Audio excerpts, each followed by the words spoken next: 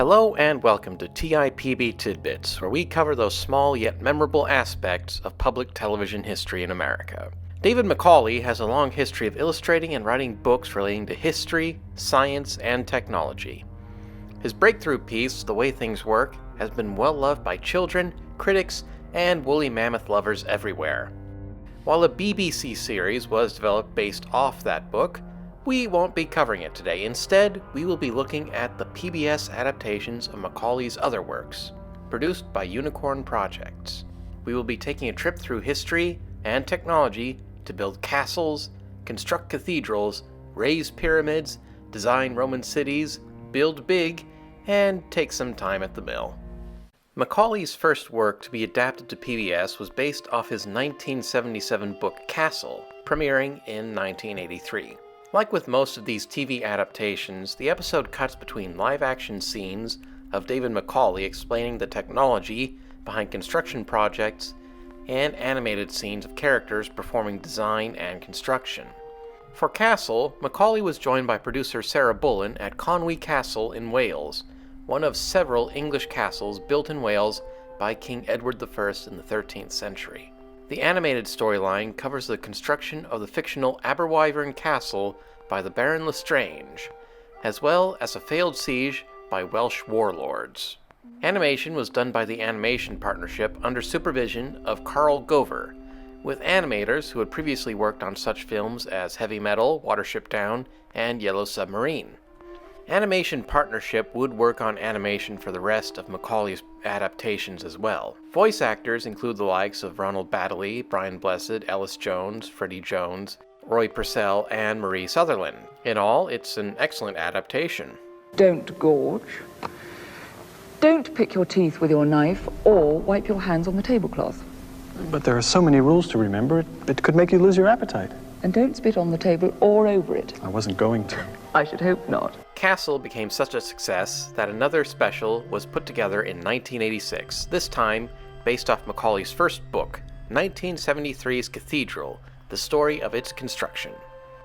Macaulay was joined by French actress Caroline Berg for the live-action spots around Chartres Cathedral and various other cathedrals around France.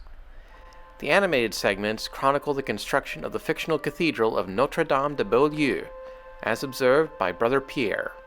Building these vast holy places was no easy feat, even by today's standards. The building of Notre-Dame de Beaulieu is plagued by cash flow problems, corruption, and accidents. But still, the work goes ahead. Animation this time was directed by Richard Williams alumnus Tony White, with the usual voice cast returning, with the addition of Derek Jacobi and Jeffrey Matthews, who would remain with the rest of David Macaulay's TV projects. So for all its structural brilliance and artistic splendor, the story of the building of a Gothic cathedral, like Chartres, where we began, is primarily one of faith. Faith in man's willingness to struggle and his ability to triumph, as well as faith in God to provide. The next Macaulay production to be brought to the screen was Pyramid in 1988, based off Macaulay's 1975 book Pyramid. This time, Macaulay was on his own exploring the ruins of ancient Egypt and discussing the construction of the Great Pyramid of Giza for the pharaoh Khufu. We see how the construction may have occurred, narrated by Derek Jacobi as Hordedef, chronicler and son of the great pharaoh Khufu. Brian Blessed returns to voice the architect Ankh, along with John Hurt as the voice of Khufu, with Sion Phillips, Tim Pigott-Smith, Timothy Spall, and Jeffrey Matthews. Tony White returned as animation director, joined by fellow Richard Williams alumnus Richard Burdett, lending fluid animation to an otherwise stiff production. Taking notes from modern Egyptology, this special gives a better idea of how the ancient Egyptians were able to construct such massive structures for their pharaohs, as well as how they were prepared for the afterlife as Osiris. A definite watch for anybody interested in ancient Egypt. My father's body was placed to rest, to watch over us, safe and protected for all time to come. 6 years would pass until another David Macaulay book came to television, this time with Roman City in 1994, based off the 1974 book City, A Story of Roman Planning and Construction. This special has Macaulay visiting ancient Roman sites in France and Italy to understand how the ancient Romans planned and lived in the cities they established across their vast empire. The animated segments see Roman engineer Marcus Fabricius constructing the fictional city of Verbonia, while dealing with corruption and discontent amongst the native Gauls. Animation this time around was directed by American cartoonist Bob Kurtz, probably better known for the Mr. DNA sequence in Jurassic Park. Keeping with the times, more of the animation is produced and composited digitally, plus the characters have a more caricature design, almost as if they came off the pages of an Asterix comic. What's more, some of the animation appears to be unfinished, with pieces of production art filling in the void in areas. Still, the usual players grace us with their presence: Brian Blessed, Derek Jacobi, Jeffrey Matthews, John Sessions, and this time around, Sir Ian McKellen as the voice of Caesar Augustus. As always, another great look into historical construction, despite its lower production value. That'll buy me a villa in the south of Gaul. Starting in 2000, Macaulay hosted the miniseries Building Big for WGBH. Over 5 episodes, Macaulay discussed engineering concepts in the construction of bridges, domes, skyscrapers, dams, and tunnels. Each episode would discuss a modern structure, such as the Golden Gate Bridge or the Channel Tunnel, tracing it back to ancient building techniques, how those techniques evolved through the Industrial Revolution up until the modern day, allowing for structures to be built bigger, stronger, and longer lasting. Unlike the last few entries, there are no extended animated story sequences, although home media releases of the series featured Zoom cast members Eric and Caroline demonstrating home experiments for families to apply concepts discussed through the series. You may not be able to go on top, but you can go inside. Oh, yeah. Good job. Woo! The final David Macaulay production for PBS was Mill Times in 2001, based off Macaulay's 1983 book Mill. This program takes a look at the genesis of industry in America after the American Revolution, as mills sprung up across the North to process wool and cotton into thread and fabric. We see extant examples of early 19th century mills, all the while following the story of the construction of a thread mill in Rhode Island, its expansion, competition, and the plight of the workers in said mill. Animation this time around was directed by Roger Mainwood, best known for his work on The Snowman and The World of Peter Rabbit and Friends. Integrating new techniques in animation, the backgrounds were composited using 3D animation by Mainwood's associate, Dave Parvin. However, the mix of 3D and hand-drawn animation doesn't mesh together very well, and honestly has aged pretty poorly over time. Apart from Derek Jacobi and John Sessions, all the cast is made up of new voice actors who do a decent job, but this would be the end of Macaulay's books coming to television.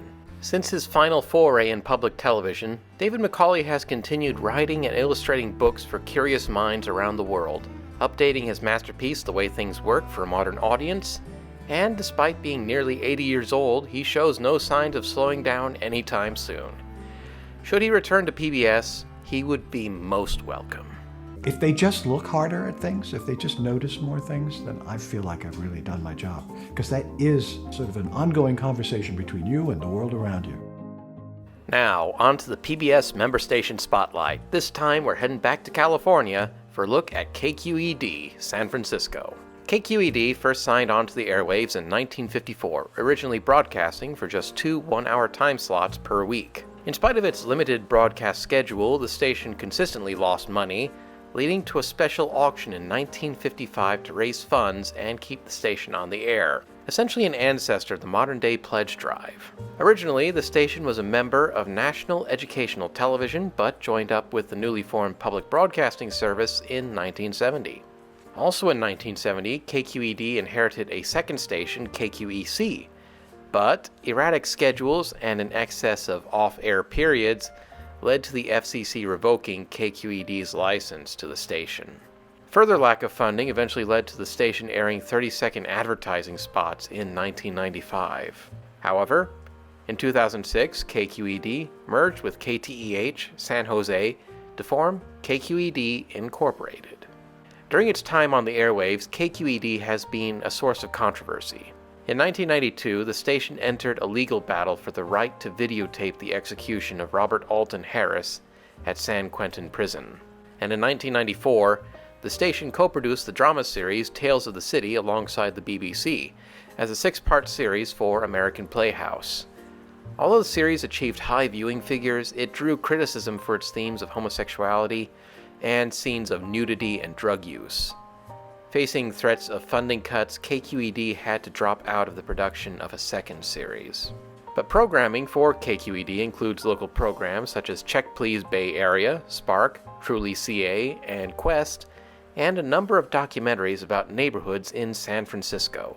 Their nationally produced shows include the likes of Deep Look, the cooking programs of Martin Yan and Jacques Pepin, and the children's TV series Rags, and The Cat in the Hat knows a lot about that.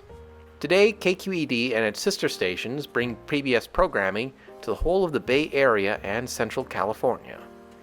If you are in San Francisco, you can tune into KQED on Channel 9, and its sister stations KQEH on Channel 54 and KQET on Channel 25, with KQED Plus on the .2 channel, World on the .3 channel, and Create on the .4 channel. Thank you for watching, and I hope you enjoyed the video. If so, feel free to offer your support to your local PBS stations, so more programming related to David Macaulay can find its way to your television screens. And until next time, I'm Captain Rutledge. Good day.